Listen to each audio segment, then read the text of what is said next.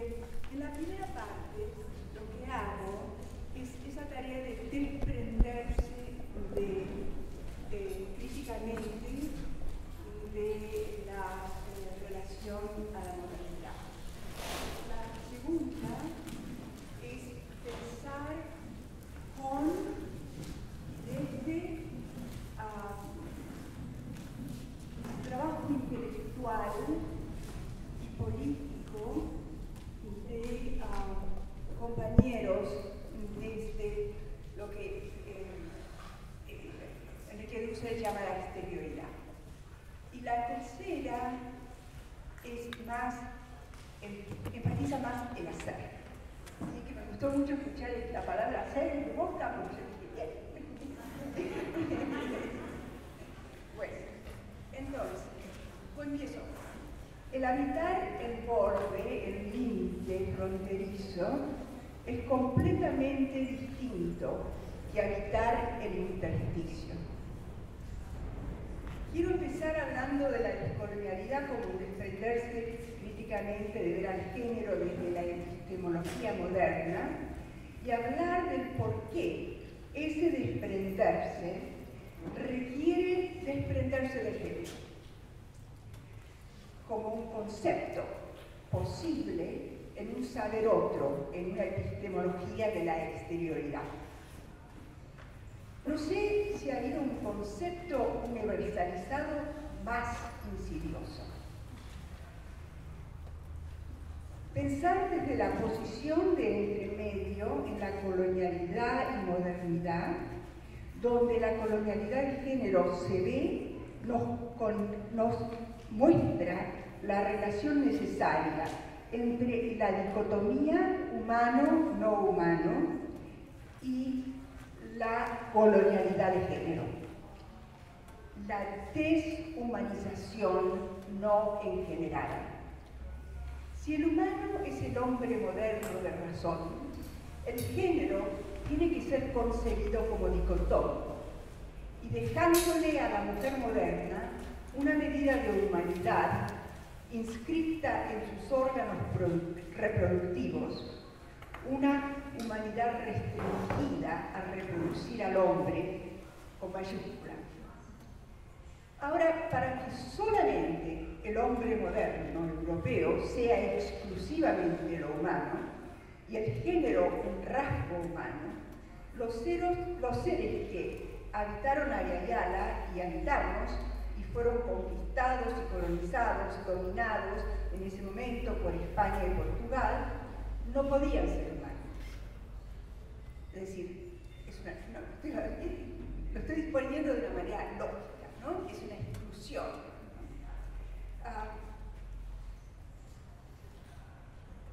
Y el género tiene que ser un rasgo humano, si no, no funciona. El pensamiento egológico requiere dos cosas: la desaparición de los cuerpos. El cuerpo de la mujer burguesa reducido a sus órganos reproductivos. Los cuerpos de los indígenas y africanos enfáticamente presentes, sexualmente agresivos, peligrosos, no violables.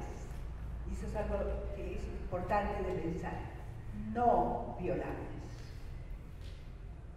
es decir, violados constantemente, pero no violables. La gente racializada sigue siendo cuerpos, sexualidad no socializable, no ciudadanos reales de la sociedad civil. La dicotomía y la categoría son de la misma tela, categorías atómicas, homogéneas, puras, son necesarias en la dicotomía.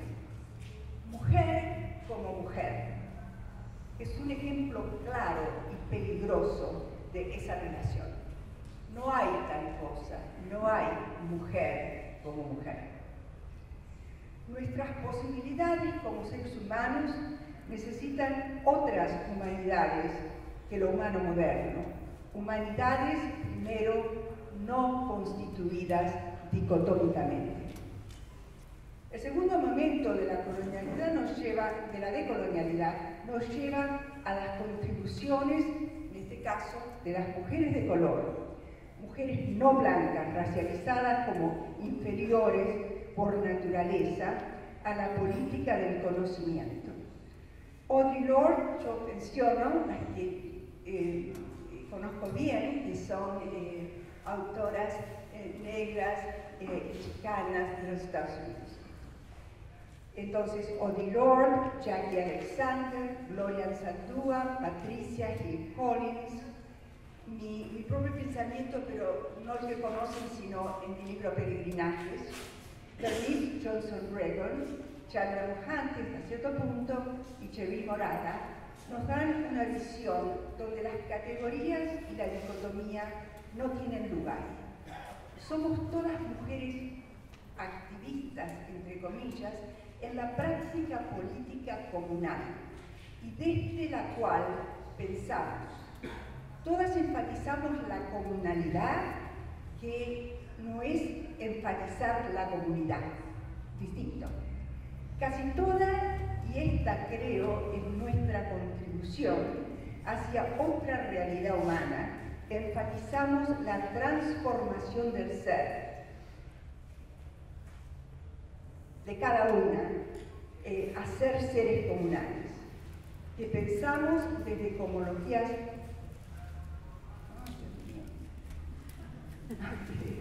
no desde la modernidad occidental. Transformaciones del yo, nosotras, nosotras, y de nosotras, nosotras al yo, en el hacer, en lugares específicos. Esa transformación hacia una comunalidad que recupere, repiense saberes que nos enseñan lo erótico, como saberes encarnados, memoria ancestral inscrita en el cuerpo, espíritus encarnados, cuerpos, seres que sienten su propia fortaleza como un rayo que nos cruza y conecta a lo cósmico y a la tierra. Socialidades autónomas del Estado-Nación y sus agentes, del control marcado por el género. Yoes en decisiones comunales sobre nuestras vidas, nuestras necesidades, nuestras posibilidades. Seres que tienen memoria y se conectan con espíritus ancestrales. Por ejemplo, Anzaldúa es un claro ejemplo de eso, ¿sí? Una conexión, transformación del yo en conexión con espíritus ancestrales. Ahora voy al tercer paso, ¿ven? Que es cortito todo. Este segundo paso tiene relación al hacer. Nace y vive en el hacer. Y se piensa y se crea en el hacer. El tercer paso descolonial está en el crear estas comunalidades en lugares específicos, desde memorias y saberes localizados, con una intención descolonial, con una lógica multíplice que incluye el ver críticamente la colonialidad de género y vernos en nuestras posibilidades. El crear hacia adentro una socialidad permeable, aprendiendo a sentir la permeabilidad, aprendiéndonos como múltiples, como de tierras, cielos, ríos y montañas localizados. Quiero decir que este tercer paso, quiero nombrar, ¿no?, a Ochi Curiel, Catherine Walsh, Lideric Espinosa, Aura Cumes, Marielí Gallardo, con ellas están presentes en este momento para mí. Las miembros y miembros de la recreación de lo humano, de las vidas de las mujeres de color. Y eso es algo que importa. Uno de los proyectos es precisamente esto. Las mujeres, la vida de las mujeres de color importa.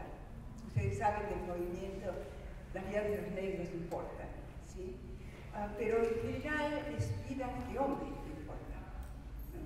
Y también están excluidos las demás gentes de color.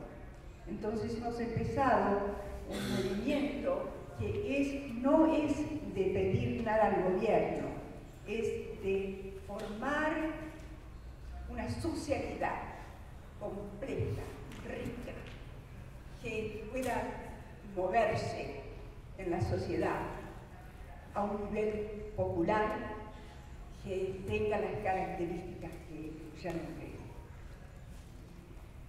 Hay un proyecto también descolonial, que es un proyecto de danza en la República Dominicana, con el cual estoy participando, que se llama Calalú.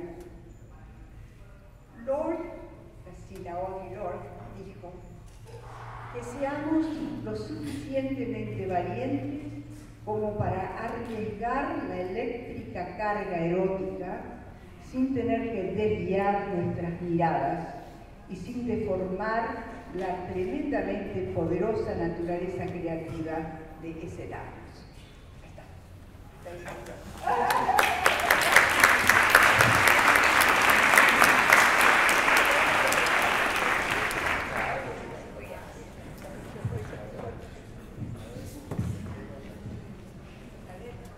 Bueno, entonces voy a decir un par de cosas,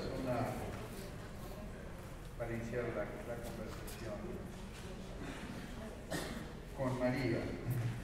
Pero lo que yo estaba pensando para esta sección o sesión era un poco lo que dije antes, empezar a pensar la estesis más allá del arte.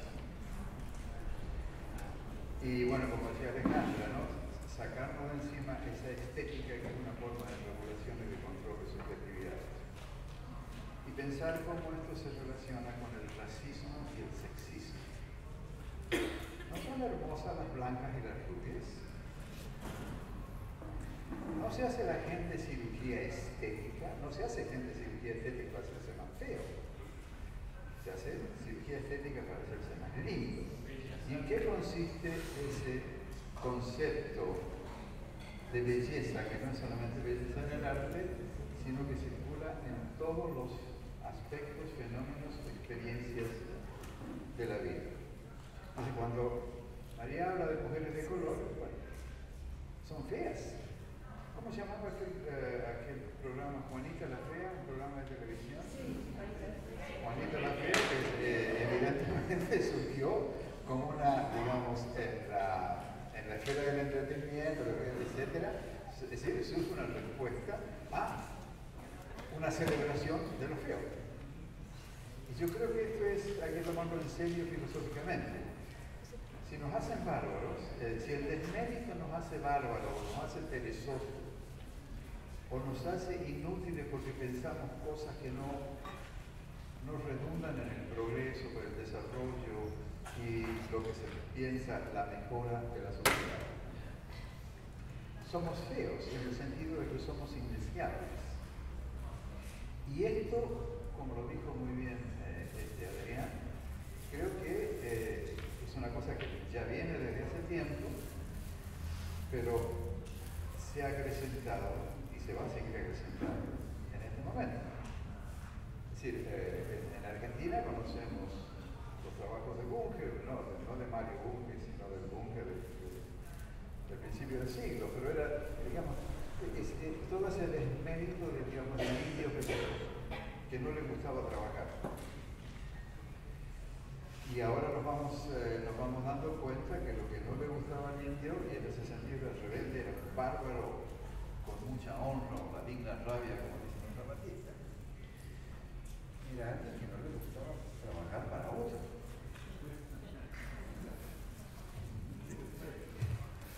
Pero la estética del mérito le hace creer a la gente que debe ser industriosa, trabajando para otros. Y los que caen en un momento, yo caí también en esto, es decir, el pensar viene un poco de la experiencia, también de la sed, que uno siempre está haciendo, ¿no? La cosa importante es pensar en lo que hacemos y cómo lo hacemos y lo que lo hacemos, no solamente hacerlo porque nos dicen que hay que hacerlo. Pero hace unos años, ahora yo creo que menos, es decir, yo me encontraba a diario con gente que decía con cierto orgullo que quería ocultar, que decía que quedaba mal, que estaba muy ocupado. ¿Sí? Una especie de autoesclavismo del mérito. Estar ocupado suena bien, suena lindo. Es una parte de la estesis. Es decir, si yo no estoy ocupado, ¿qué va a pensar la gente? O no me siento bien porque yo sé que hay que estar ocupado porque eso es lo que la sociedad espera. Y ese esperar de la sociedad es la regulación de la afectividad, de la regulación de la estesis. Preguntaban el otro día, dicen, bueno, ¿cómo, no me acuerdo la formulación, pero cómo pienso, aplico la decolonialidad en Argentina, en Buenos Aires?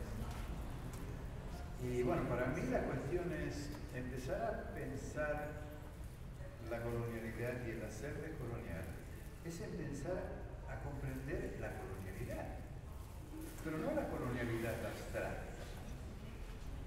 ¿Sí? No hay que leer libros para entender cómo la colonialidad nos gobierna. Hay que tener simplemente el concepto de colonialidad. Pensar, como siempre decimos, que la colonialidad es la cara oscura de la modernidad. Nos dicen que hay que ser meritorios, pero no nos dicen por qué hay que ser meritorios y por qué quién es perezoso, quién le gusta el ocio. Ustedes saben dónde viene la palabra negocio. La palabra negocio viene de negar el ocio.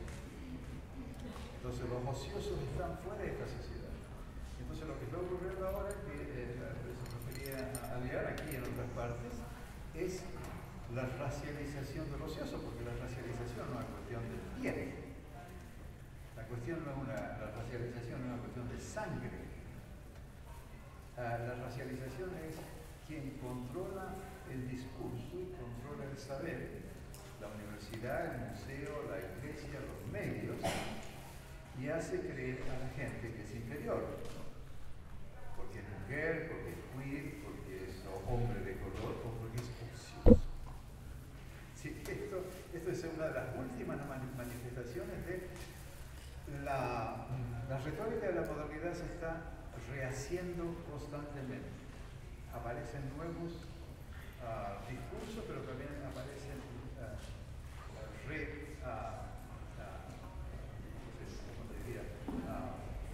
actualización de discursos que ya se habían hecho.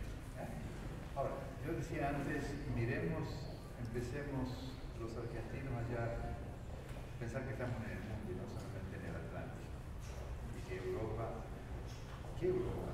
No pensamos en Polonia cuando decimos, no pensamos en Rumania cuando decimos, no pensamos en Latvia cuando decimos, no pensamos en Hungría cuando decimos, pensamos en Francia, Inglaterra y Alemania, y luego un poco Israel, porque estamos en el mundo latino, Italia, Portugal, y España, pero sabemos que para Europa los españoles, los portugueses, los italianos y ahora también los griegos son ociosos, por eso están en deudas. Los ociosos están en deudas, no saben cómo hacer. Bien, y aquí digo un paréntesis y después ya voy cerrando. Olvidé decir antes y ahora viene a la memoria.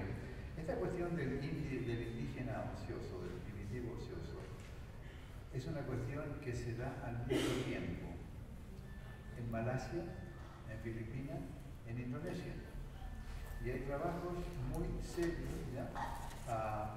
Sobre the lazy native. El trabajo hecho allí en Malasia. Y los nativos ociosos eran los indonesios, los melanesios y los filipinos. Es exactamente lo mismo que pasa aquí.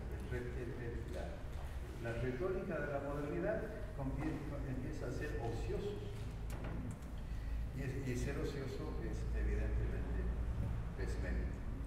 Bien, por ahí un poco una primera cuestión. La segunda cuestión, ya para entrar en el diálogo con María, y yo sé que María me va a criticar, pero es parte del diálogo.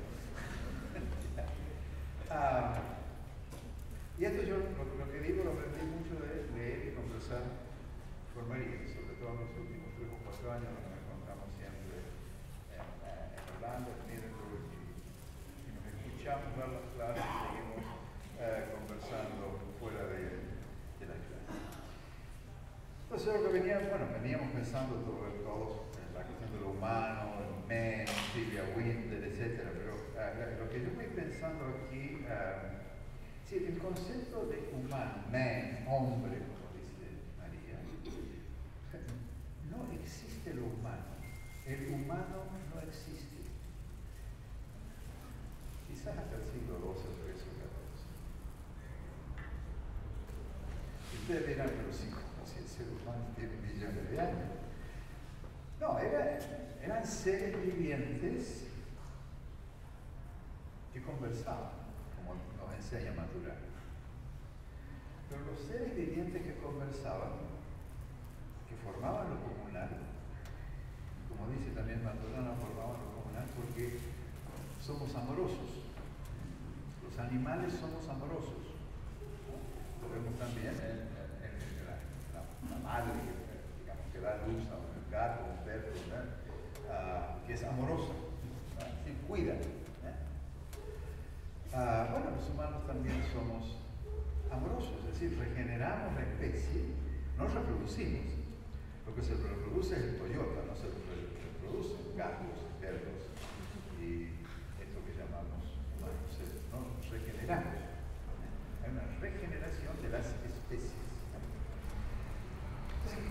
Cuando miramos, no ya millones de años, sino miramos después de la era axial, todas las culturas y las civilizaciones existentes se concebían a sí mismos, puesto que somos seres, como dice, siguiendo a Maturana, no solamente que somos amorosos, sino que conversamos.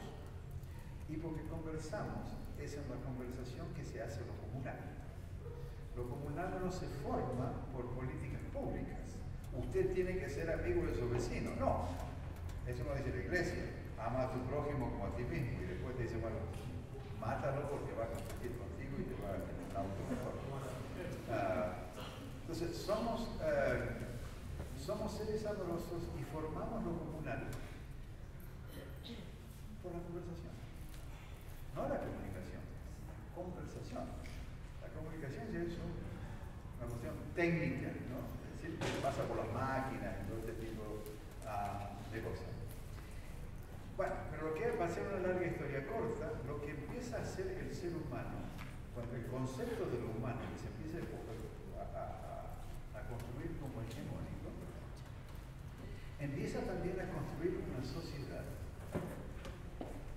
que poco a poco, a partir del siglo XVI, va enfatizando la riqueza, va enfatizando el mérito y va construyendo el racismo para controlar el desmérito y asegurar el grupo del mérito.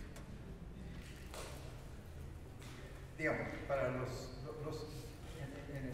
civilizaciones andinas no había hombres cuando llegaron los españoles, como no había mujeres jóvenes.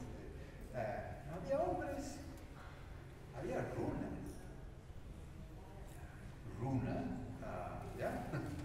Es decir, runa era como en esa conversación ellos se concebían a sí mismos pero el runa era muy distinto del hombre.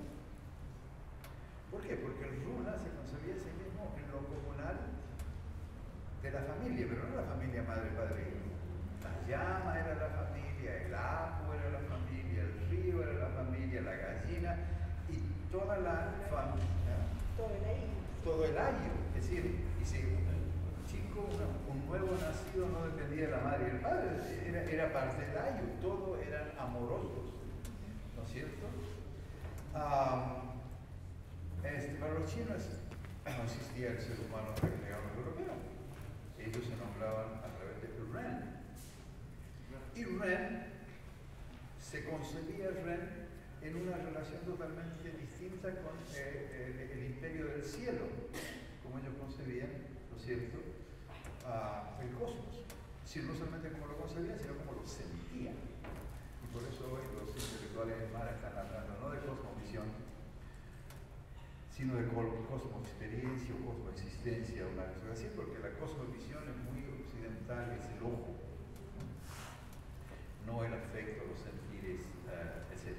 Bueno, entonces está bien que en la Europa de los siglos XX se denominara, y después el Renacimiento lo enfatizara, que se denominara el humano, tiene todo el derecho de denominarse humano, es decir, en el Islam la lectura, la versión persa del Islam tiene dos conceptos que son distintos, que son muy cruciales.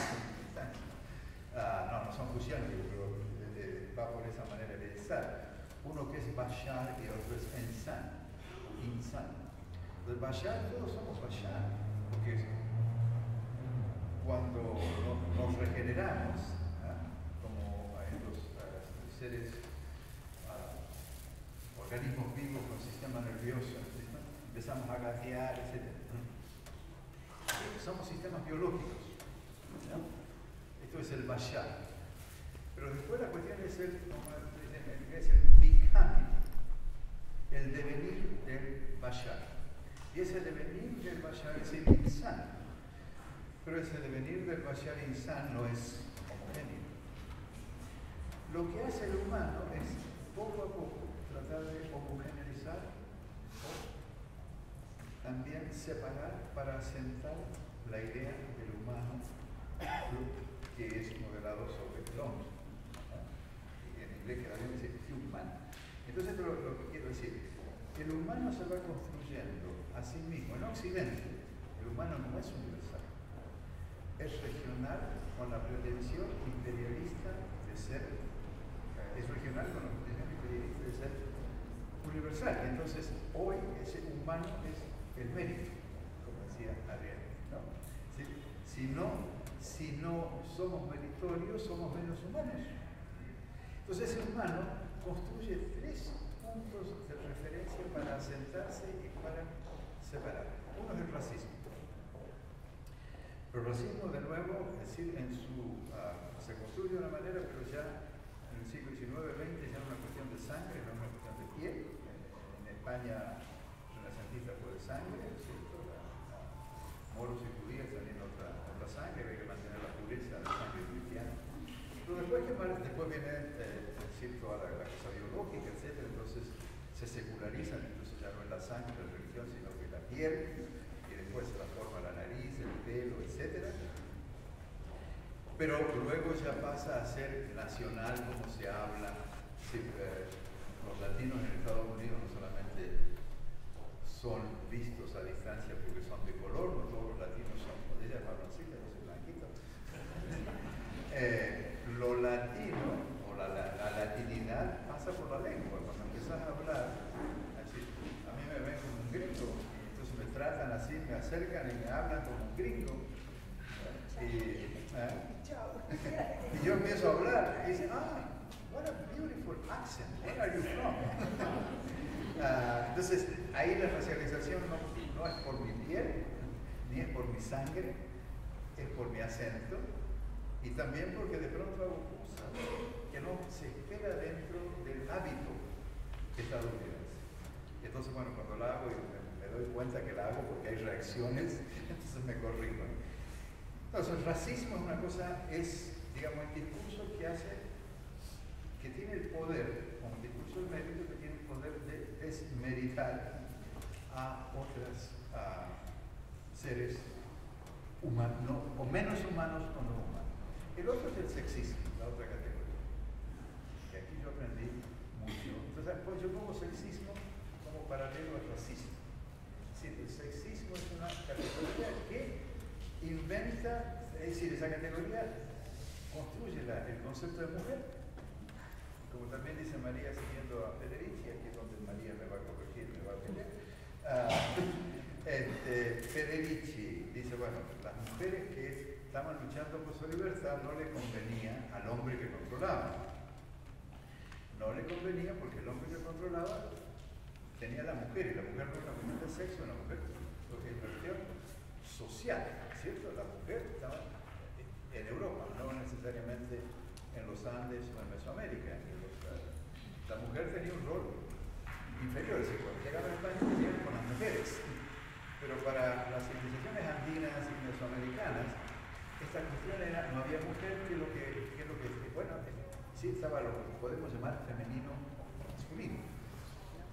Sí, Ometeotl, que era la energía que los españoles llamaban Dios, no era Dios, una energía creadora del universo y de los astros, ¿sí? Lo que cada uno contaba, o sea, sea como la leyenda de los soles. Toda cosmología cuenta el origen del mundo y después el origen de la tribu, de la especie que cuenta la iniciación del mundo. Y se construye a sí mismo. Bueno, sí, esa energía masculina o femenina está en todo. No hay un cuerpo que corresponda a lo femenino y un cuerpo que corresponda a lo masculino, un cuerpo que tiene que hacer esto y un cuerpo que tiene que hacer aquello, sino que lo masculino y femenino está en todo el universo, no solamente en lo que llamamos runa, sino que está en las plantas, etcétera, etcétera, etcétera. Bien, entonces el sexismo construye una idea de mujer, y esa idea de mujer, esas mujeres son de dos tipos, por ejemplo, de Federici y Lugones, es decir, una que era la rebelde, la bruja que había que quemar porque nos desorienta, es decir, nos arruina la fiesta. Y la otra que había que tener supeditada porque era necesaria para regenerar la especie. Entonces vienen así con el concepto de mujer, aquí se transforma en otra cosa y ahora lo estamos viendo a través del feminismo decolonial, pero también el feminismo comunitario, etc. Hay toda una serie de repensamiento de todo esto. Y se va construyendo lo humano como blanco, cristiano, etc. en relación a los otros seres, hombres y mujeres de color. Sexismo. Y el tercero es la naturalización de la vida. Y la naturalización de la vida consiste en crear el concepto de naturaleza, que en aquel momento era naturaleza y cultura. Pero ustedes ven que la lógica funciona de la misma manera. Se crean tres conceptos unitarios: raza, sexo y naturaleza, para controlar la inmensa diversidad y el movimiento constante de esa diversidad. Y lo que aquí pongo es pensar no ya la naturaleza, sino como el concepto de estética, equivalente también al concepto de naturaleza, naturaliza la vida. Y al naturalizar la vida, la controla. Bueno, con todo esto quería iniciar la conversación con María para ir sacándonos la estética de encima, desacoplar la estética del arte y empezar a pensar la estesis como una tarea descolonial, es decir, reivindicar la estesis frente a la estética que nos quiere regular y controlar a nivel racial, a nivel sexual y también a la naturaleza. La naturaleza solo sirve para los recursos naturales, ¿no? Bien, viste todo. Bueno, algunas cosas en las que estoy no en desacuerdo, ¿no? Y porque hasta cierto punto vos estás hablando sobre, ¿no? Y yo estoy hablando de.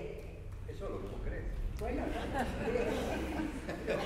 ¿cómo hablar? Okay. Sobre, ¿sí? Y por eso, porque habla sobre la mujer. Entonces, sí, habla sobre la mujer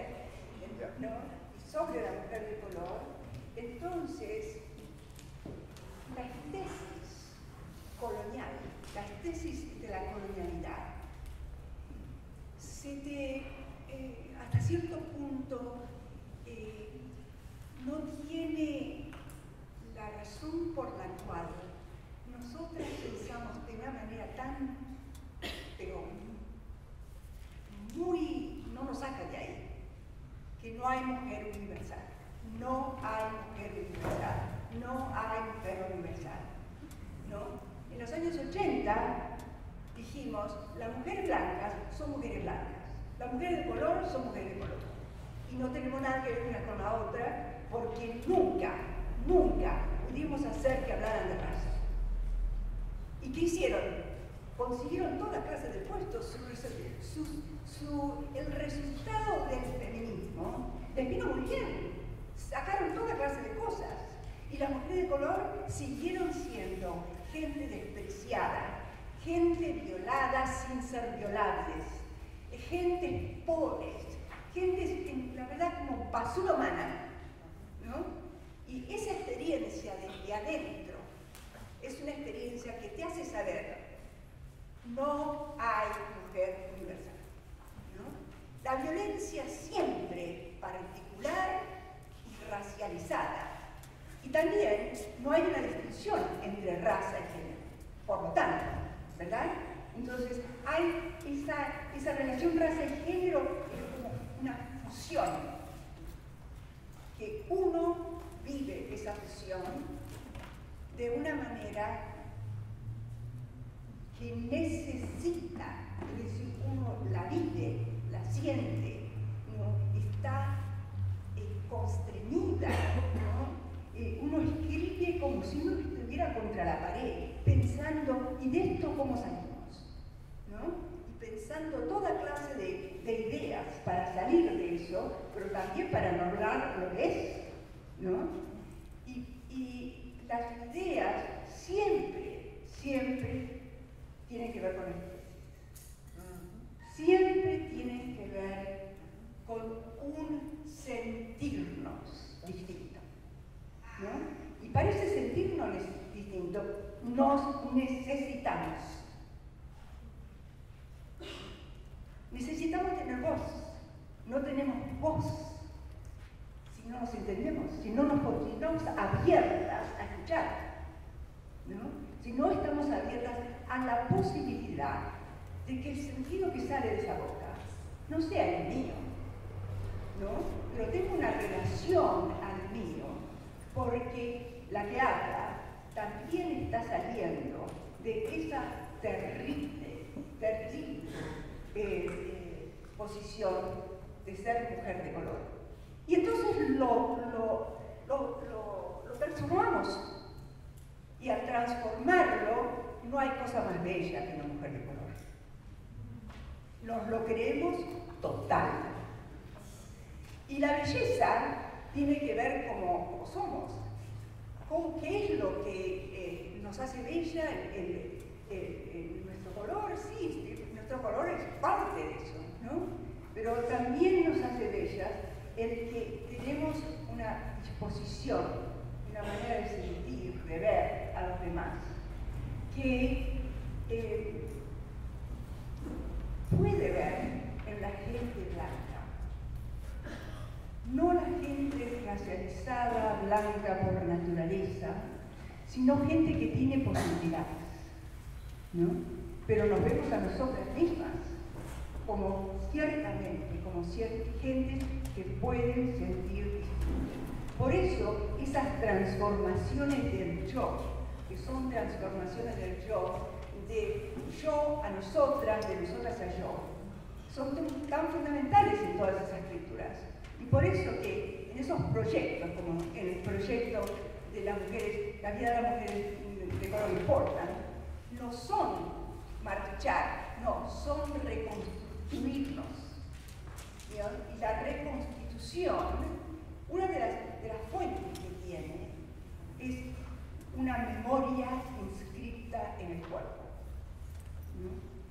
Y en el proyecto Calandrianza es un proyecto donde toda la instrumentación es instrumentación que viene del vudú,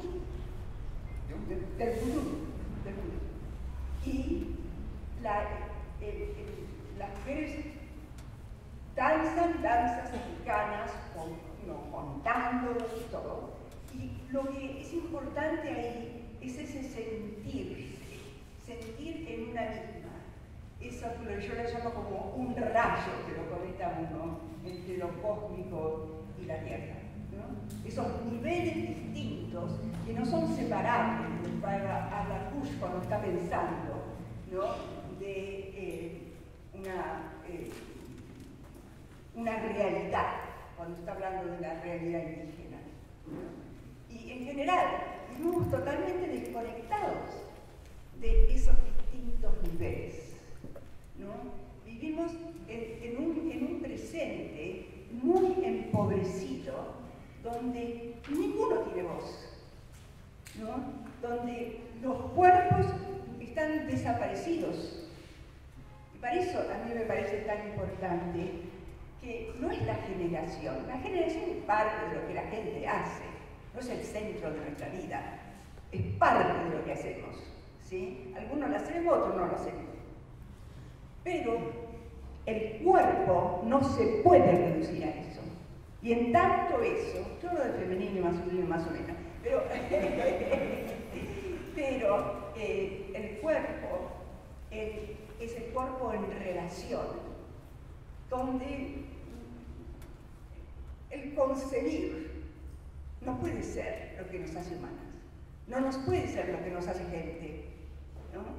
El reproducir la especie, ¿no? Es como Aníbal dice, ¿qué puede ser más importante? Y yo digo, en este momento, hijo, no te vale, ¿no? Pero además, sea importante o no podemos ser reducidas a eso, ¿no? Así que queremos un cuerpo, el cuerpo que nos desaparecieron, lo queremos y estamos trabajando para eso, lo requerimos, ¿sí? Después que dije eso, lo que vos querés, y vos seguiste hablando, estamos totalmente de acuerdo. Y estamos totalmente de acuerdo porque yo no... bueno, con algunos...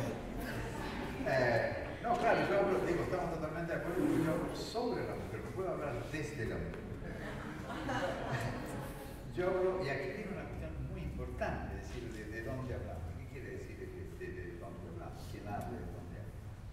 Y entonces, claro, yo hablo desde el hombre. El hombre blanco es heterosexual, pero no universal, no hay hombre universal.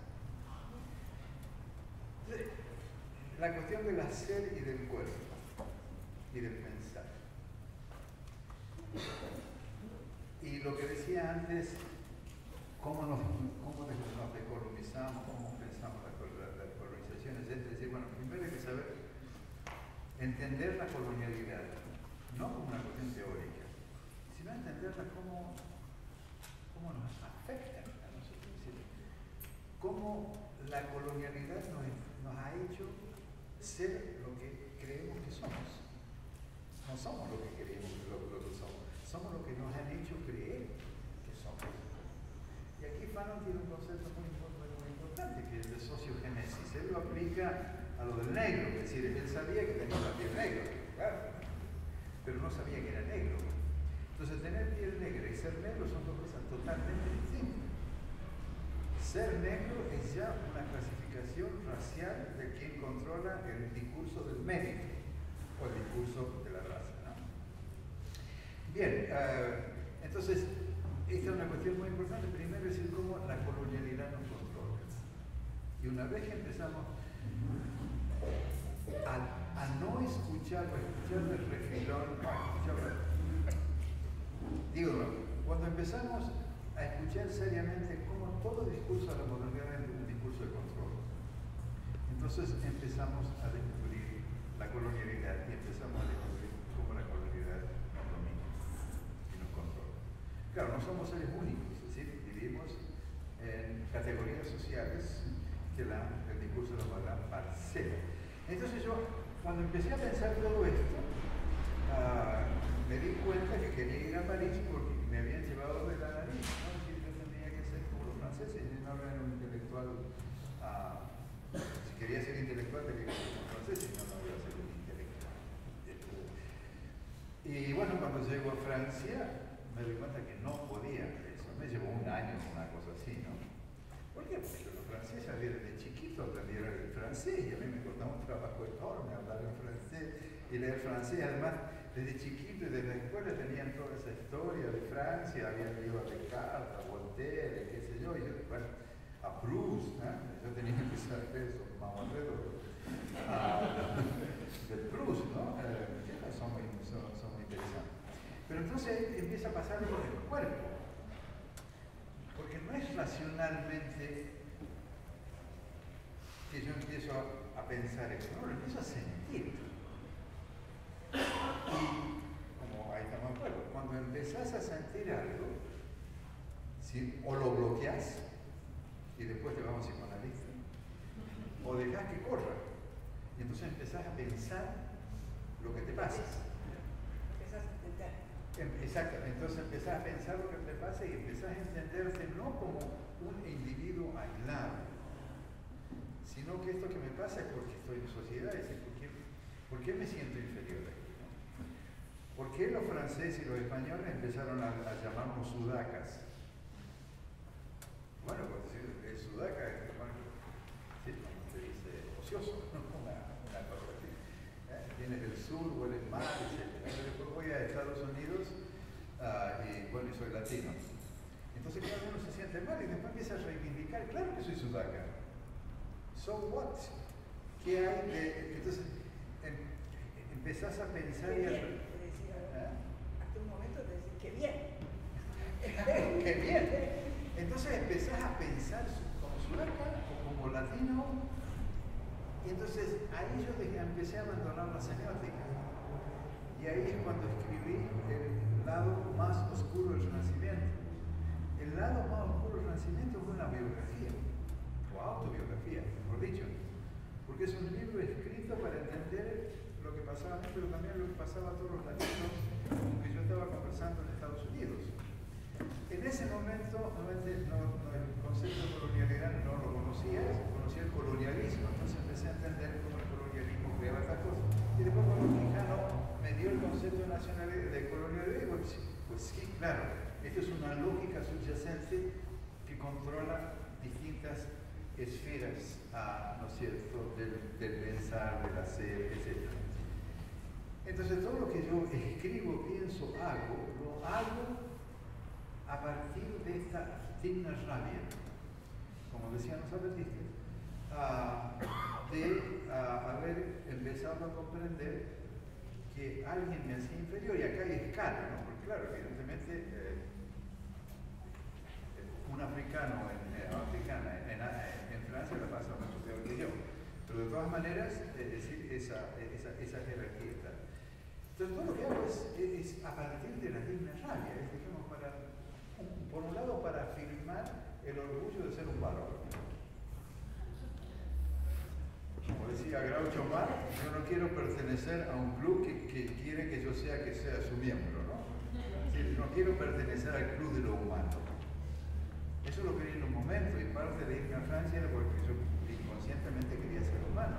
Ahora ya no quiero ser humano, porque los seres humanos se han construido sobre dos genocidios iniciales, que es el indígena y el afro, y siguen construyendo genocidios. ¿Y esos son los humanos? No, gracias. Yo soy bárbaro. Entonces todo el pensamiento, toda la teorización, etcétera, viene de pensar, de reivindicación de lo bárbaro, cualquiera sea lo bárbaro. En este caso, la reivindicación. Bien, el segundo punto que quería hacer es el desenganche. Primero entender la colonialidad, porque si no, ¿qué nos vamos a desenganchar si no entendemos cómo nos enganchan? Pero esto, yo no les puedo decir a ustedes qué es lo que los engancha. Yo sé lo que me engancha, lo único que yo les puedo decir a ustedes, piensen cómo lo están enganchando. Y si les gusta cómo lo están enganchando, sigan enganchados. ¿Sí? ¿Sí? No les voy a obligar que se desenganchen, pero sepan que están enganchados, que esto no es una cuestión normal de la sociedad.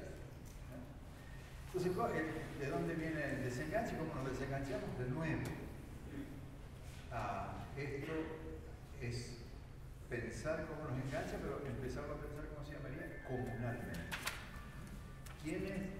Porque cuando empiezan a pensar, ustedes se van encontrando con la gente que está enganchado de la misma manera y quiere desengancharse. Ahora, ¿qué significa desengancharse? Y les cuento se lo doy con una anécdota. Hace 3 o 4 años, allí estaban Pedro Lash y en Canadá y Raúl, que está al final. Ellos no estaban, yo fui había varios paneles, Pedro se había ido antes, Raúl andaba por ahí, no sé haciendo qué. Yo fui a un panel con afro-canadienses, First Nation, Native Canadian, algo así, e inmigrantes, porque los inmigrantes en Canadá están muy bien organizados. Y tuvimos una conversación fantástica durante casi, estaba Jolene también, una curadora que hizo la curación del Native American Museum en Washington. Y dale con la colonialidad, con la decolonialidad, el desprendimiento, toda la gran discusión. Y bueno, salimos y se me acerca un canadiense blanco. Dice, profesor Mion, muy interesante la discusión. Yo tengo una pregunta. Yo soy, como usted lo ve, blanco canadiense, heterosexual. Si yo me desprendo, dice, ¿a dónde voy?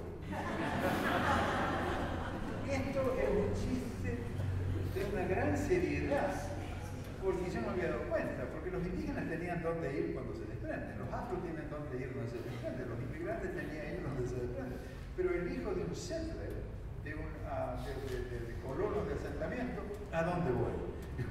Ahora vamos a tomar un café para empezar y vamos a conversar. Unas cositas como de seguir la conversación. Vos hablas de lo de varón, vos hablas de lo femenino y lo masculino, como está todo.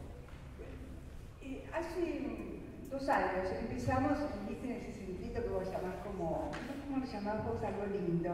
Lo llamás un nódulo. Entiéndame también. ¿Cómo qué? Un nódulo. Un nódulo, sí, ya. de colonial, sí. Bueno. Bueno, empezamos a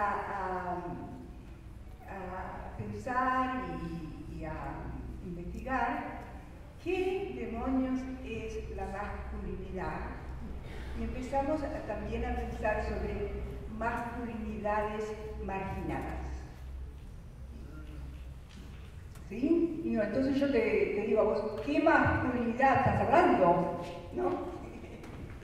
Porque si estás hablando de la masculinidad, ¿no? Por ejemplo, masculinidad también es en el sentido poderoso, en el sentido que uno no solamente está consciente de que su falo es un símbolo de poder, sino también que tiene poder, ¿no?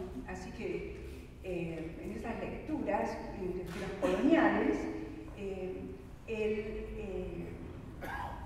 en India, el inglés que estaba ahí haciendo toda la organización, ¿qué era que fuera masculino?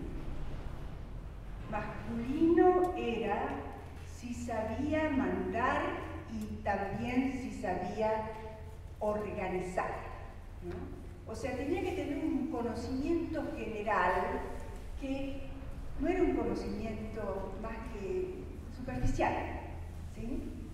Y hablaba de la gente de la India en dos partes. Hombres, que son hombres, saben mandar. Hombres que son femeninos, afeminados, los veganos. ¿Por qué? Porque leían, estaban encantados con el leer, ¿no? Y tenían como una capacidad verbal, lógica, que les permitía hacer muchos sentidos de las palabras y entonces decir cosas inteligentes, ¿no? Eso era el ser femenino, ¿sí? Después empezás a fijarte en otras cosas, ¿no? Y te fijas que en el caso del hombre de color, el hombre negro en los Estados Unidos, El tipo es un desastre para la sociedad. Es una persona patológica. ¿Por qué? Porque no tenemos cuidado de su familia. Así, patológico.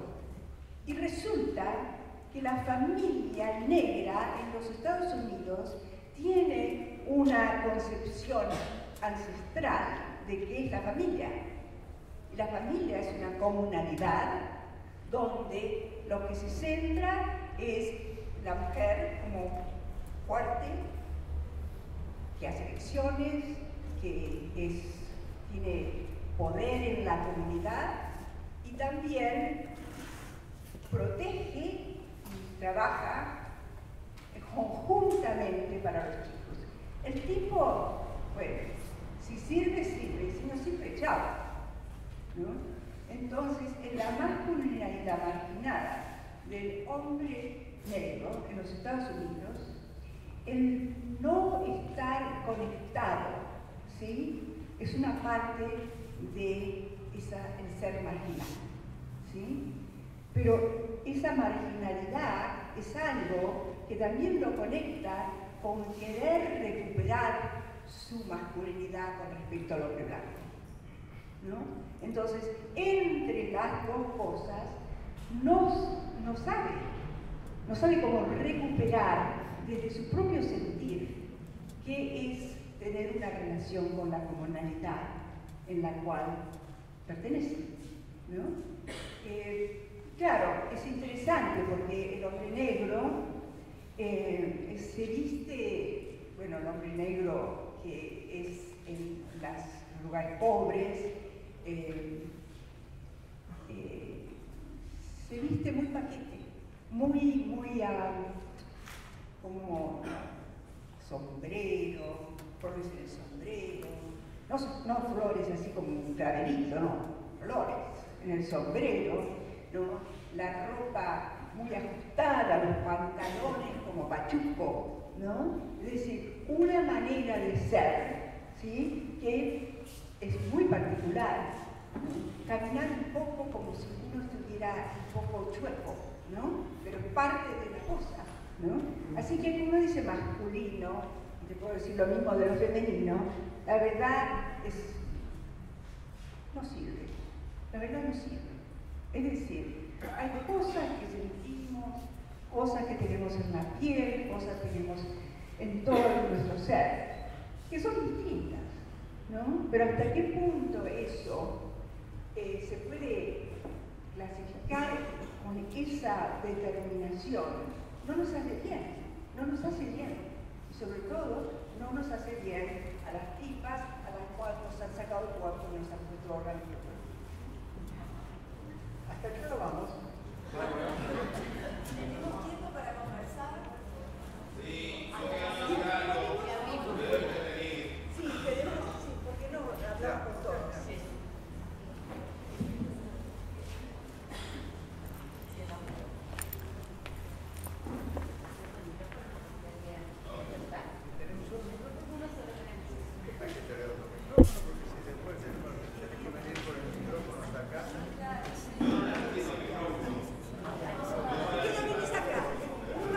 ¿Quieren acercarse a hacer las preguntas? Estamos con escasez de micrófonos.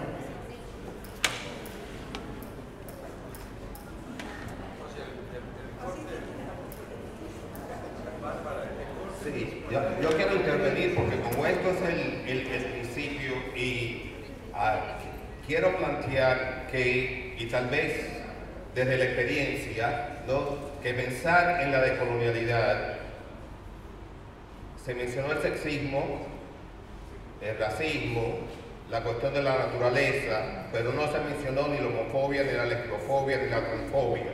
Y no se puede pensar la decolonialidad, pensar la estesis, ¿no?, si no pensamos esas opresiones, porque la matriz está conectada con todo eso, ¿eh? Y también quiero intervenir la cuestión de masculino y femenino. En el pensamiento indígena originario, quiero darles, y también, ¿no?, Yo quiero agradecer a los ancestros, los pueblos originarios de esta tierra por haber creado este espacio y por haber permitido que yo llegue. Creo que es muy importante en el pensamiento descolonial pensar en los pueblos originarios porque ellos son los dueños de esta tierra. Y que lo masculino y lo femenino no existen. Santa Cruz de Pachacuti tiene muy claro, muy clarísimo, que en el pensamiento de los pueblos originarios la energía de creación es andrógina, no masculino y femenino, existe todo. Y si pudiéramos verlo desde lo occidental, existe lo masculino, lo femenino, lo trans, lo lesbiano, lo gay, lo bisexual, todo existe en la energía de creación, no esa dualidad de masculino y femenino. Para mí eso sigue siendo muy occidental y conectado con el género que tenemos, y por eso estoy de acuerdo con María que hay que desligarse del género.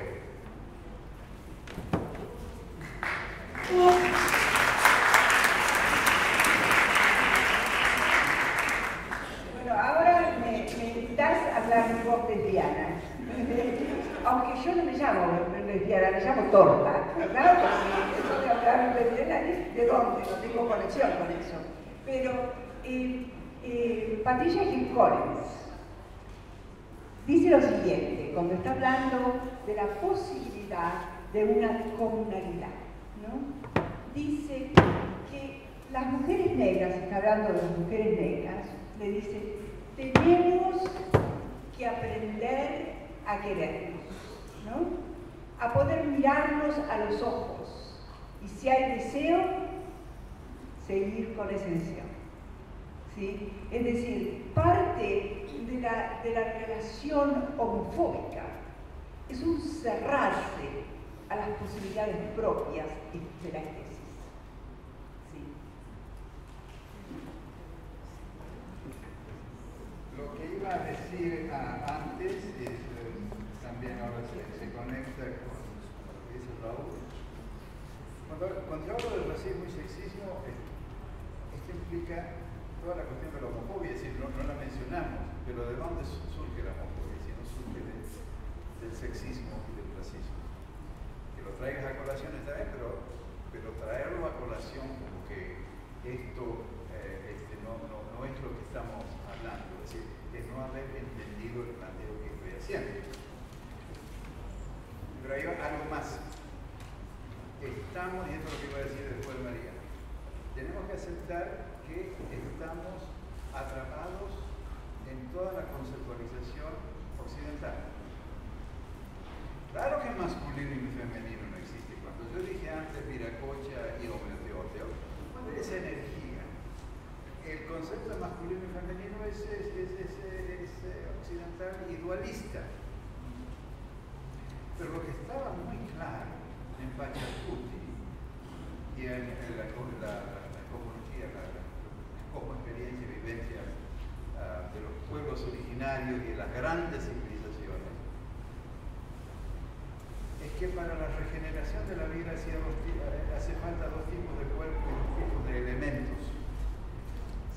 Eso no son masculinos y femeninos esencialmente. Es decir, el concepto de masculinidad y feminidad es parte de lo humano para distinguir lo que sí es universal, con distintos nombres, es que para regenerar la vida hacen falta dos tipos de cuerpos, sean plantas, sean animales, sean estos animales que llamamos seres humanos. No se escucha bien, claro. Es decir, que la regeneración de la vida hace falta dos tipos de seres humanos, hace falta dos tipos de bashar. La cuestión de la homofobia, la masculinidad, la feminidad, etc., es una construcción posterior del Yin-Yang occidental. ¿Sí? ¿Me entienden? Se sigue, ¿no? Entonces esto está, segundo punto, relacionado con que, bueno, nos desenganchamos y a dónde vamos. Bueno, vamos a donde nos duele. A mí no me duele la homofobia, me duelen otras cosas. Es decir, no me duele de la misma manera que Raúl. Si sé que está ahí y reacciono con rabia, pero reacciono de distinta manera que Raúl, porque la siento de otra manera. Y bueno, tenemos que aceptar que no todos tenemos que sentir lo que sienten los demás, ¿no? Sentimos lo que sentimos y tenemos que entendernos en esa pluriversidad de sentires y de configuraciones. Entonces, una cuestión fundamental de desengancharse a dónde vamos, bueno, depende de dónde estamos, dónde nos afecta la colonialidad, esto es lo que estuve diciendo hace un rato. Y una manera de desengancharnos es desengancharnos de estos conceptos. Entonces, para desengancharnos de lo humano tenemos que empezar a pensar que lo humano es regional, es histórico y es imperial. Que lo masculino, femenino, hombre, mujer son imperiales, son occidentales y son dominantes. Entonces, la cuestión es, en todas las esferas de la experiencia, empezar a pensar y sentir desde todos esos pensares y sentires que fueron ninguneados, que fueron desmerecidos, hablando de los medios. Y desmerecimiento es toda esta categoría que estamos usando, ¿no? Es decir, el racismo, el sexismo, la masculinidad, la feminidad, todos esos son conceptos occidentales. No todo el mundo, es decir, 90-80% de la humanidad ahora lo está usando, pero no los tenía y no tenía por qué tener. Esto me parece fundamental. El pensamiento descolonial es hacer resurgir, de acuerdo a nuestras necesidades, todo aquello que fue y sigue siendo desmerecido por el discurso de la modernidad. Y un cuidado fundamental que hay que tener es no tratar de universalizar lo regional. Por eso el concepto del pluriverso. Tratar de entender que esta es mi verdad, esto es lo que me duele, esto es lo que yo siento, pero yo sé que a ti te duele otra cosa, es decir, trabajemos juntos. Déjame que agrego algo acá, ¿sí? Porque no es solamente lo que sentimos, ¿no? Y lo que nos duele, y lo que nos achaca, lo que nos hace la vida imposible, ¿sí? Hay una cuestión de poder que nos hace sentir de una manera que es claro que la sociedad, la gente con la que estamos, ¿no? Nos rechaza, pero no solamente nos rechaza, sino que hace que lo que nosotros hacemos no vale nada. Nosotros ponemos nuestros cuerpos juntos, no producimos nada. Así que toda esa valoración de que generar, la verdad, yo creo, bueno, tenemos manos y con las manos hacemos cosas. Yo también tengo manos, yo también hago cosas, ¿no? Así que para mí, sí, generamos, está bien que generamos, pero la tendencia a aislar el que generamos es algo que yo creo que Raúl está muy bien en decir que la homofobia tiene muchas caras, ¿no? Y el decir que él diga con una voz, él tiene una voz fuerte, así que de cualquier manera, pero decirlo de una manera que hace muy claro que nosotros no estamos hablando de eso y que tenemos que estar hablando de eso. A mí me dijo, lo que él me dijo es, sí, viejo, tenemos que hablar de eso, tenemos que hacerlo, ¿no? Es decir, yo entiendo lo que vos decís, ¿no? Es decir, vos tenés un cuerpo, tenés una vida, tenés una manera de sentir que está afectada de muchas cosas, ¿sí? Pero una manera de sentir que no tenés es que vos no pensás que el ser heterosexual y reproducirte es una cosa terrible. No lo pensás eso. No pensás que es una cosa terrible, que es algo terrible, ¿sí? Y no lo pensás, ¿por qué? Bueno, Aníbal diría, porque es lo más importante que hay, la generación. ¿sí?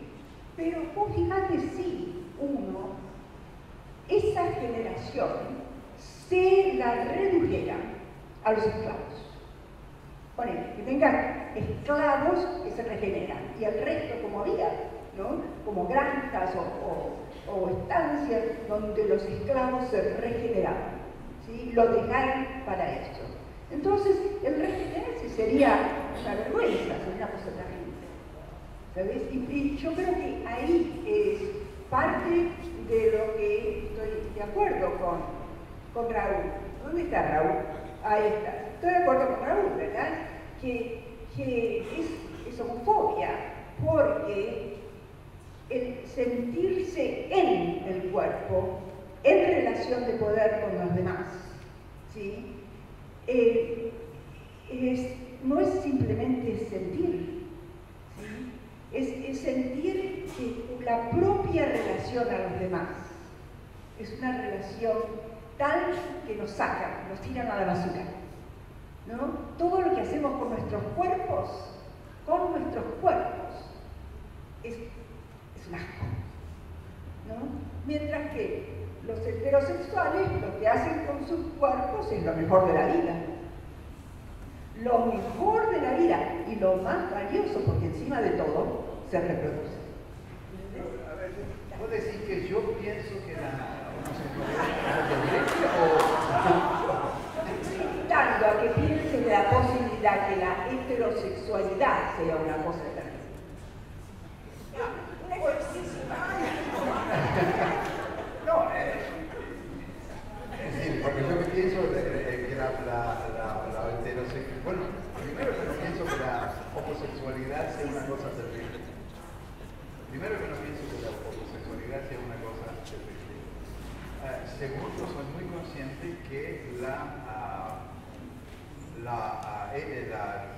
heterosexualidad es normativa y es imperial.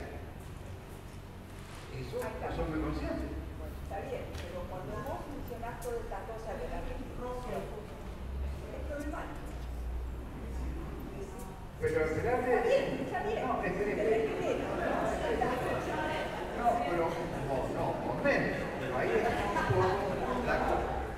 está un poco la cuestión del bashar y el insano. Sí, se necesitan cuerpos complementarios, y esta va la complementariedad, no la oposición.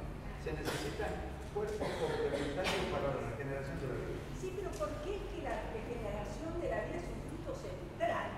No es un punto central, es una restricción de nuestros propios cuerpos. Si empezás a decir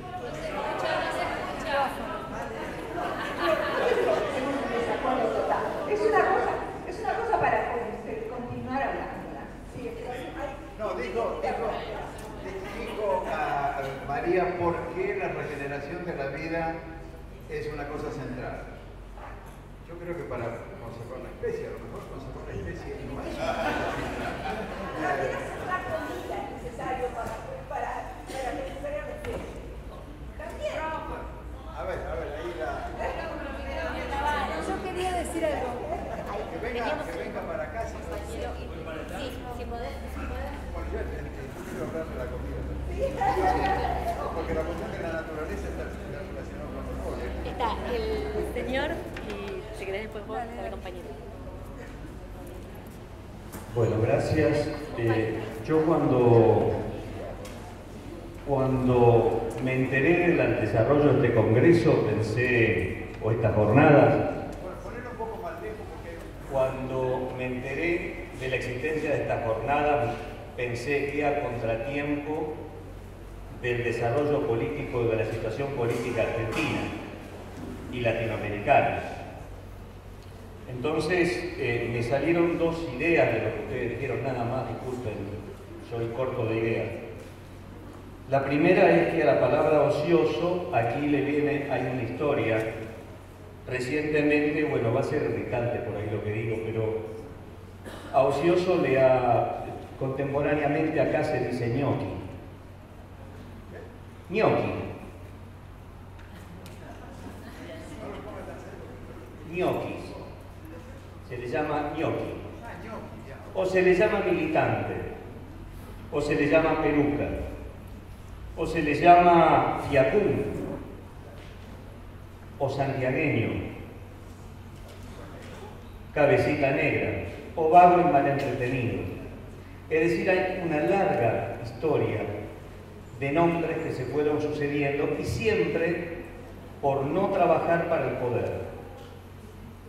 Y lo otro es que cuando se dice mujer de color, me pregunto de qué color, o hombre de color, de qué color. No es que hay unos que no tienen color y otros sí. Hice una pequeña listita de 6, 7 que son, me parece que cuando se dice de colores cuando no es amarillo de Nápoles. Cuando está el amarillo limón, pardo rojizo, ocre, todos colores humanos. Tierra de sombra tostada, sombra natural, azul de Prusia oscuro.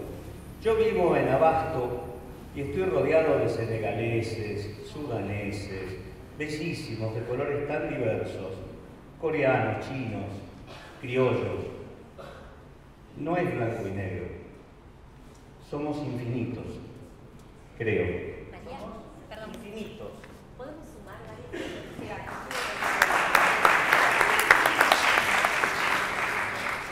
No es el color, es lo que el color significa.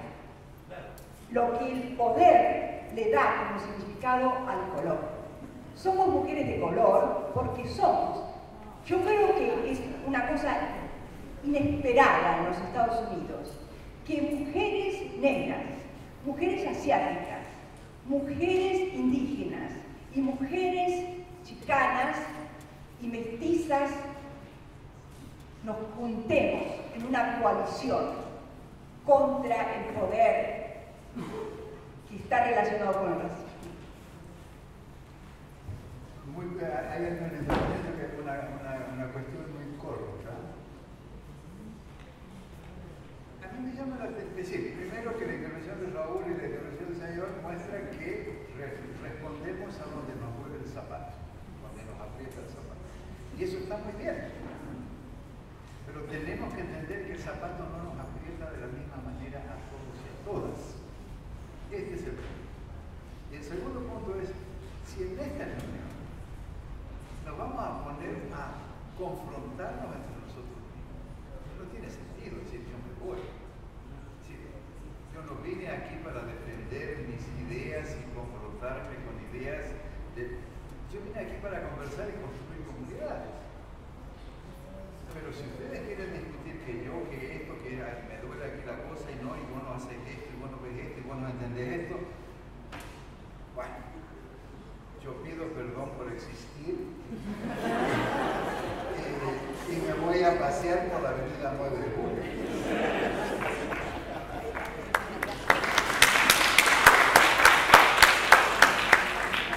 Si les parece, vamos a sumar 3 intervenciones y después ustedes contestan. ¿Les parece? Bueno.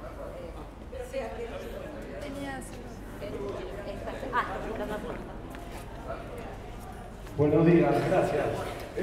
No conozco en profundidad las cosmogonías de los pueblos originarios, muy poco, pero un poco más en profundidad la cosmogonía china, donde el yin y yang son estos opuestos que necesariamente no tienen nada que ver con masculinidad ni con feminidad, y que se desprenden de un vacío que es el Wuyi, que es el que genera la creación permanente del mundo que está ocurriendo todo el tiempo, desde lo no existente hasta lo existente en la materia. La cuestión de yin y yang siempre se entiende en Occidente como masculino, femenino, y empiezan las discusiones absurdas, que es occidentalizar los conceptos de yin y yang. Entonces, si queremos desengancharnos, no podemos meter los lugares donde podríamos ir adentro de Occidente, sino que lo tenemos que dejar afuera y tratar de acercarnos nosotros. Mis maestros chinos decían no pensar como occidental, y toda esta movida ayuda a no pensar como occidental. Nos permite entender cómo pensamos los occidentales y cómo nos arruinaron el sentimiento y nos llevaron solamente a esa abstracción de pensar. En las cosmogonías originarias o chinas esto nunca ha sido así. Entonces, que exista un concepto más receptivo, más silencioso, más interno y otro más expansivo, luminoso y en la superficie, no implica ni género, ni homofobia, ni tampoco ninguna de estas cuestiones que estamos discutiendo que finalmente nos desvían porque por ahí nos quedamos con conceptos que finalmente son occidentales. Entonces, los conceptos que nos podrían servir y las maneras de sentir y de vivir de los pueblos originarios y de otras culturas no occidentales, las vamos a terminar esterilizando, convirtiéndolas en algo occidental. Y me parece que ahí nos estamos escamoteando una posibilidad de a dónde ir, ¿no? De acuerdo a cómo uno va sintiendo. Eso quería mencionar. Gracias.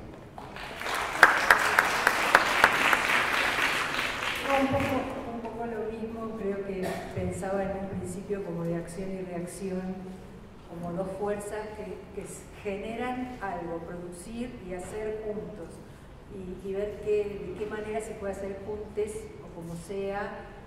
No importa el formateo que traigamos, sino cómo saltarlo, porque si no estamos en la misma y la verdad que el mundo está complicado. Eso nomás. Me parecía que veía que estaban bastante de acuerdo, solo que... Bueno, yo una opinión y una pregunta. Cuando, por ejemplo, María y Walter, cuando ustedes hablan de la cosmoexpresión, yo vengo del sur de Colombia, soy indígena, y digamos, la cosmoexpresión, allá aún existe la cuestión de la cosmovisión, del mundo y el espiral, el afuera y el adentro.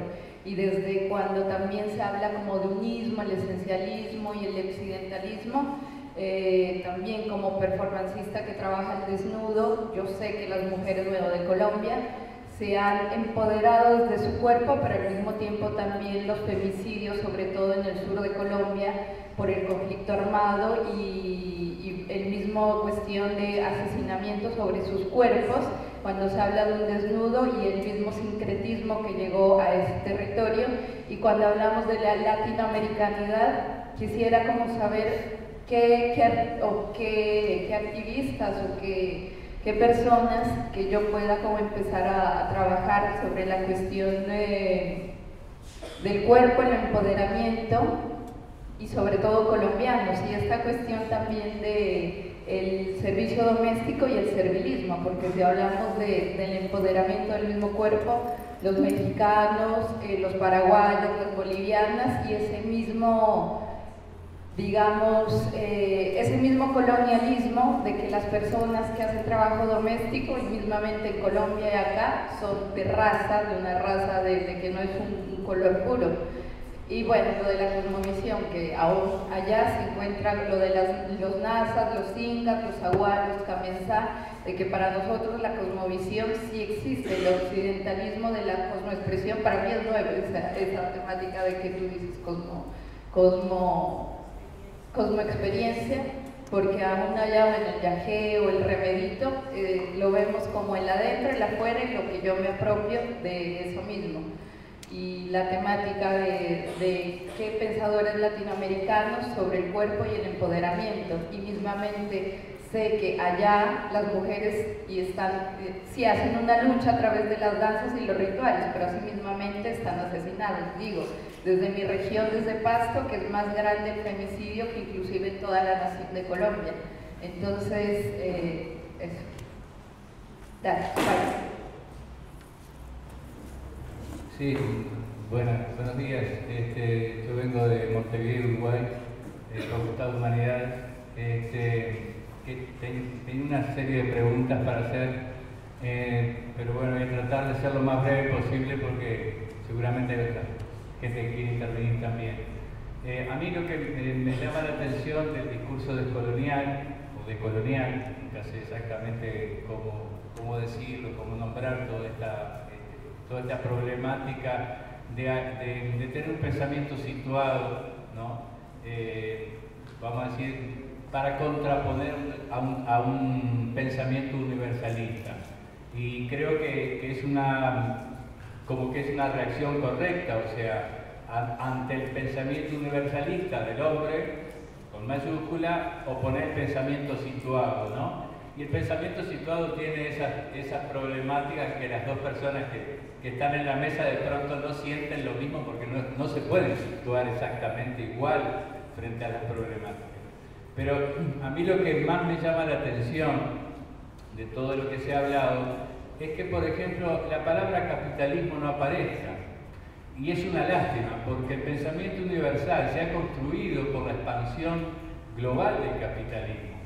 Y el capitalismo toma a los problemas de sexo y a los problemas de raza como aliados de su expansión. Y es tan así que nosotros no podemos idealizar a una comunidad indígena. A mí, por ejemplo, me pasó hace muchos años de ir tras comunidades indígenas buscando, haciendo alguna investigación de corte antropológico, siempre según situado desde un punto de vista occidental, me asumo, y encontrar que en esas comunidades indígenas tenían preparado una kermés para lucrar con sus aspectos de aborigen. O sea, todo el que ha viajado a esos lugares sabe hasta qué punto el mercantilismo ha penetrado profundamente en las decisiones de las comunidades indígenas para vender su producto y lucrar. Y eso es expansión del capitalismo y eso es apropiación del capitalismo por parte de comunidades indígenas. O sea, hasta qué punto nuestro pensamiento particularista tiene la capacidad de oponerse realmente a la expansión universal del capitalismo. Yo creo que el pensamiento situado es una base importantísima, porque es un pensamiento que apela a la honestidad, a una cuestión ética y a estética también. O sea, sentimos esto, estamos situados en esta problemática, y el pensamiento filosófico desde Leopoldo Sea hasta Dussel, hasta Arturo Roy, hasta algunos uruguayos inclusive, para hablar lejanamente de Rodó, por ejemplo, que hablaba de pensamiento situado desde nuestra América Latina, tiene esa particularidad de ser situado. Ahora, el problema es que a mí me da la impresión de que ese pensamiento situado desde el punto de vista de las dependencias de la emancipación necesaria, debe tender a un pensamiento universalista. Porque si no lo tiende, el único pensamiento universalista que predomina es el del capitalismo, y es el del lucro. En realidad, el mérito y el desmérito son una consecuencia ideológica del lucro y del afán de lucro. Y el pensamiento, ya sea situado desde el punto de vista del sexo o de la raza, es decir, es dependiente del pensamiento del lucro y del pensamiento de la propiedad y de que somos mercancías. Y por último el ejemplo, o sea, si el mejor ejemplo tenemos que el jefe más grande que tenemos es Obama, que es un negro. O sea, el pensamiento situado hasta cierto punto, pero siempre pensando que hay una lógica imperialista que en el fondo tiene una universalidad de tipo económica, que es la que domina el mundo, ¿no? O sea que pienso que hay que ir hacia un pensamiento universalista en la articulación de las particularidades. Bien, tenemos todavía 15 o 20 minutos, así que les damos para la respuesta y por ahí podemos ir a otra ronda.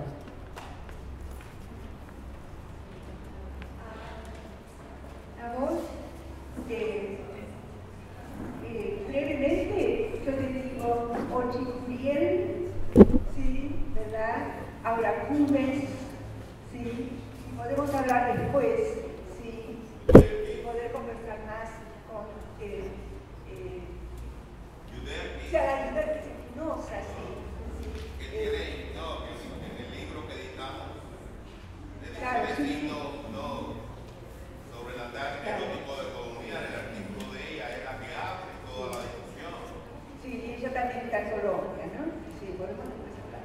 Pero con respecto a esta cuestión del capitalismo es racializado, es una moda de producción racializada. Así como cuando yo hablo desde el punto de vista de la mujer de color, hablo de una situación donde el capitalismo está extremadamente presente. No nos podemos ser lo que somos, estar en esa condición, si no fuera porque el capitalismo es racializado y bestializó a la gente de color, ¿no? Entonces, el que podamos ser no violables es una cosa muy importante en la relación al capital, ¿no? Y con respecto a, no sé si vos querés decir lo mismo con respecto a lo universal, ¿no? Pero yo creo que esa es una conversación larga. Bien interesante a medida que se están dando las intervenciones, porque van apareciendo la cuestión de la centralidad o las centralidades. Para María dice, bueno, ¿por qué la regeneración sexual, la regeneración de la especie tiene que ser central?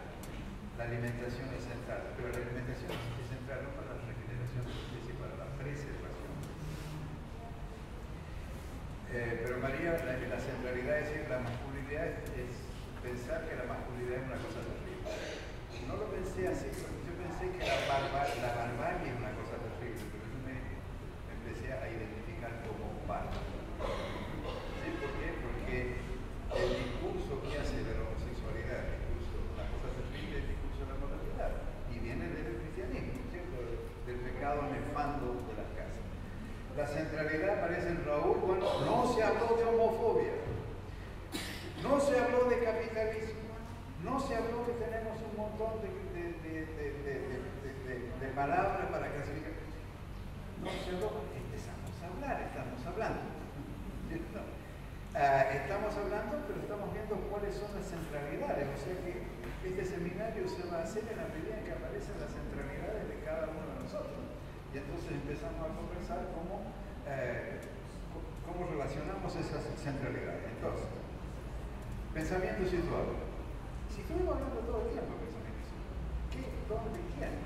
Y el pensamiento está situado a partir del racismo y el sexismo. El pensamiento situado, claro, el pensamiento situado. Por eso damos nosotros también mucha énfasis a la enunciación, porque ¿quién construye la enunciación? ¿Cuándo construye la enunciación?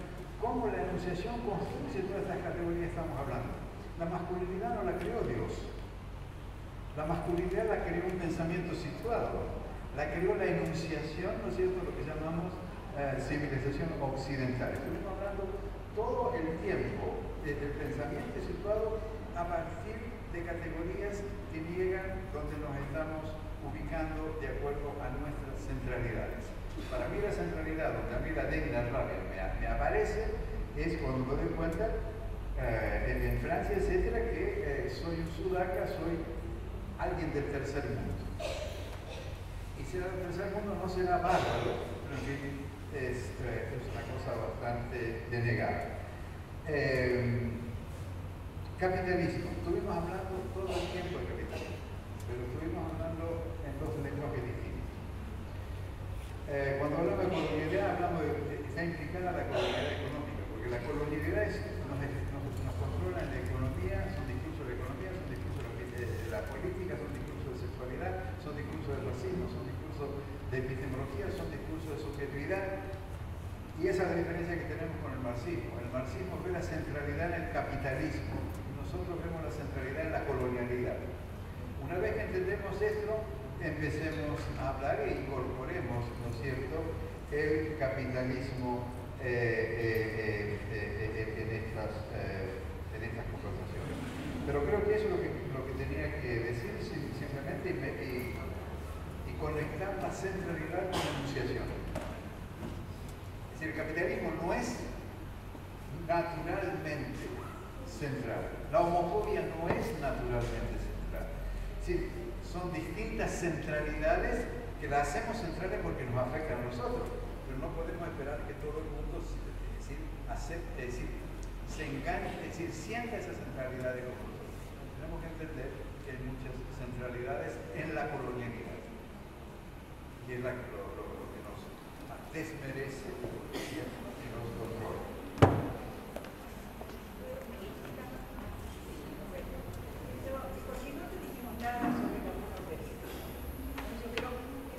Nada sobre la homoexperiencia, yo creo que es muy importante, ¿no? Porque, claro, cuando pensamos en los cuerpos, pensamos en aquellas cosas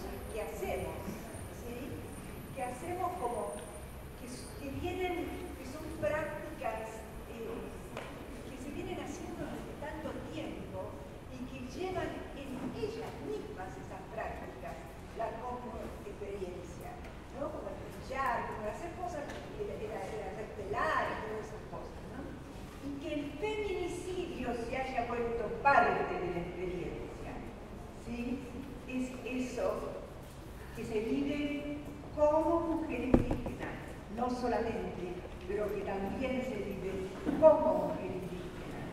Es algo que necesariamente nos tiene que recordar desde nosotros.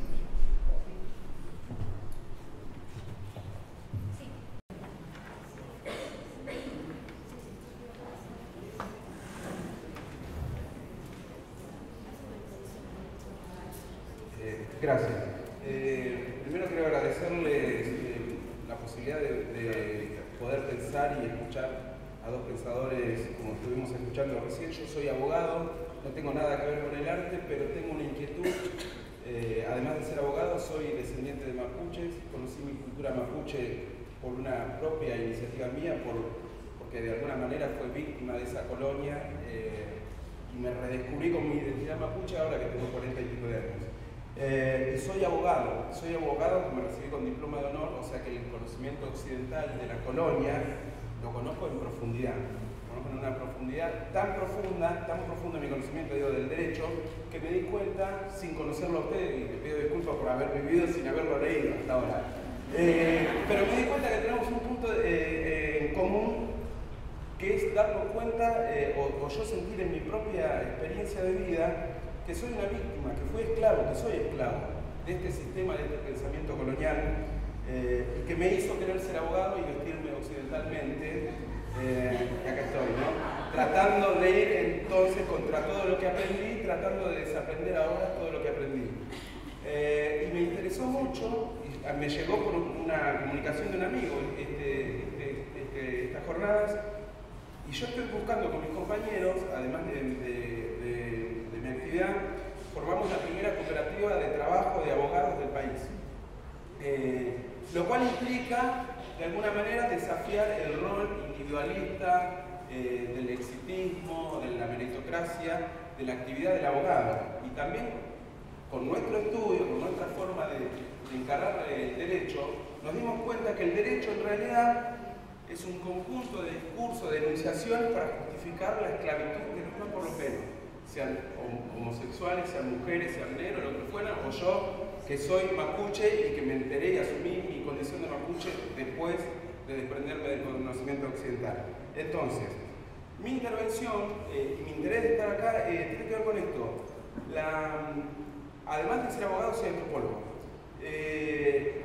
Y la antropología habla de la idea del mito fundador en toda sociedad, y acá se trajeron algunos mitos fundadores.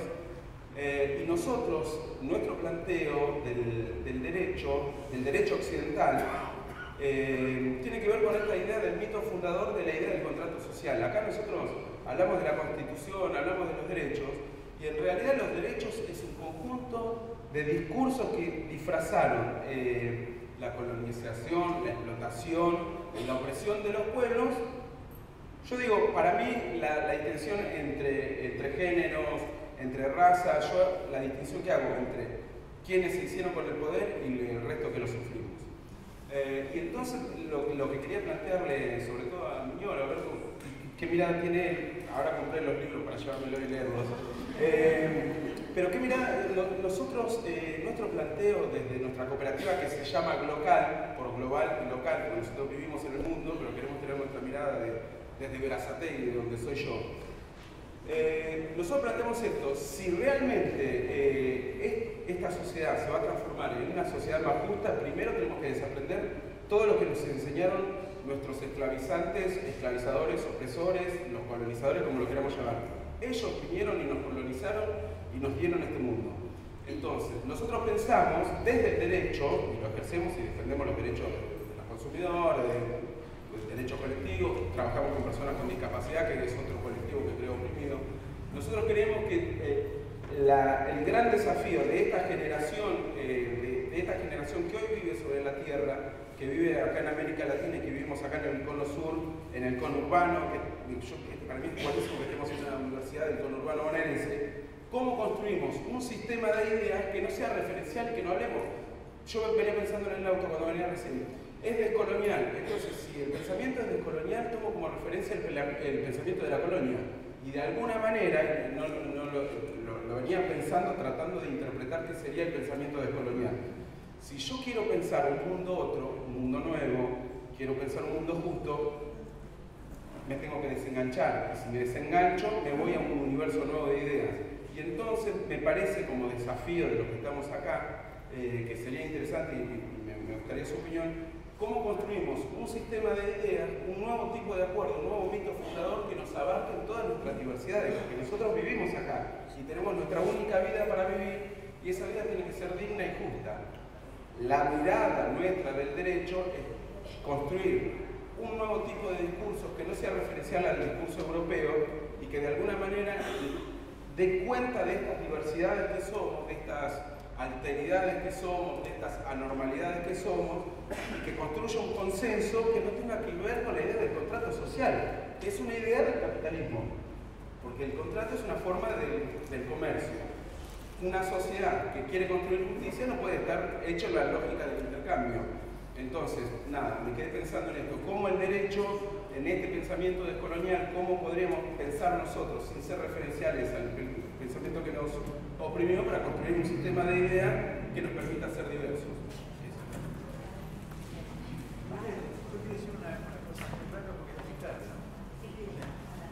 Yo quería disculparme contigo, no sé tu nombre, sí, porque no entendí nada de lo que dijiste. Le pregunté a María de qué habló en un concepto, me dijo feminicidio.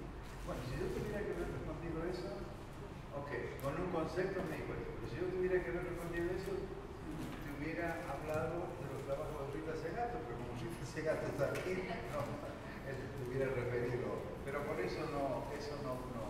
Bueno, pero finalmente, de acuerdo, es decir, aquí van apareciendo otras centralidades. El derecho es largo para hablar, pero es un elemento fundamental del patrón colonial de poder. No solamente, es decir, por un lado el derecho internacional, pero por otro lado el derecho nacional. Es decir, el Estado es una institución administrativo, legal, burocrática. La nación es otra cosa. Es necesario también desacoplar el Estado de la nación por varias razones que hablamos más adelante.